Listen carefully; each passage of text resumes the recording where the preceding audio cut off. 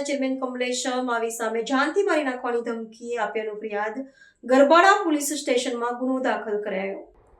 દાહોદ જિલ્લાના ગરબાડા પંથકમાં સત્તાધારી પક્ષ ભાજપમાં ચાલતો આંતરિક વિવાદ હવે પોલીસ સ્ટેશન સુધી પહોંચ્યો છે.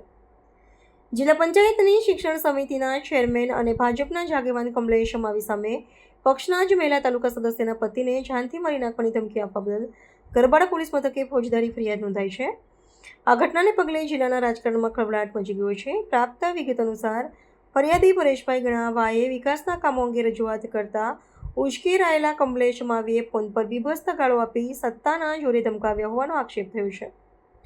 આ સમગ્ર પ્રકરણમાં જાણવા મળતી વિગતો મુજબ જિલ્લા શિક્ષણ સમિતિના ચેરમેન કમલેશ માવી અને બાબુ સોડિયા નામના શખ્સે ફરિયાદીને ફોન કરીને અપશબ્દો બોલ્યા હતા અને તું ગરબાડા આવ, તને જાનથી મારી નાખીશું તેવી ખુલ્લી ધમકી આપી હતી. એટલું જ નહીં, મહિલા જનપ્રતિનિધિ માટે પણ અત્યંત શોભનીય ટિપ્પણીઓ કરવામાં આવતા ગ્રામજનોને પક્ષના પાયાના કાર્યક્રમોમાં ભારે રોષ જોવા મળી રહ્યો છે. રવિવારે મોટી સંખ્યામાં ગ્રામજનો અને આગેવાનોએ ગરબાડા પોલીસ સ્ટેશનનો ઘેરાવો કરી આરોપીઓ સામે કડક કાર્યવાહીની માંગ કરી હતી, જેને પગલે પોલીસે ભારતીય ન્યાય સંહિતાની વિવિધ કલમો હેઠળ ગુનો નોંધી તપાસ હાથ ધરી છે. શિસ્તબદ્ધ ગણાતી પાર્ટીમાં જવાબદાર હોદ્દા પર બેઠેલા પદાધિકારી દ્વારા કરવામાં આવેલા આવા વર્તનની ચોમેર ટીકા થઈ રહી છે.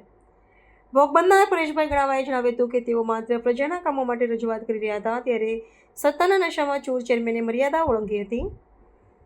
આ ઘટનાએ દાહોદ જિલ્લા ભાજપમાં ચાલતા જૂથવાદને સપાટી પર લાવી દીધો છે. હાલમાં પોલીસે બંને આરોપીઓ વિરુદ્ધ કાયદેસરની કાર્યવાહી શરૂ કરી છે, પરંતુ આગામી દિવસોમાં આ પ્રકરણ રાજકીય રીતે વધુ ગરમાય તેવી શક્યતાઓ સેવાઈ રહી છે. કાલે સાંજે કમલેશ માવીનો ફોન આવ્યો હતો મારા ફોન પર, તો મને એમ કે તારે કયા કામ જોઈએ છે એમ કહીને એને ગાળો બોલી અને જાનથી મારી નાખવાની ધમકી આપી. અને ગરબાડા તમે આવો કે વાટઘાટમાં ગમે ત્યાં તમે મને મળશો તને જાનથી મારી નાખી એવું પણ બોલ્યા છે. એટલે એને કડકમાં કડક કાર્યવાહી થાય એવી મારી માંગ છે.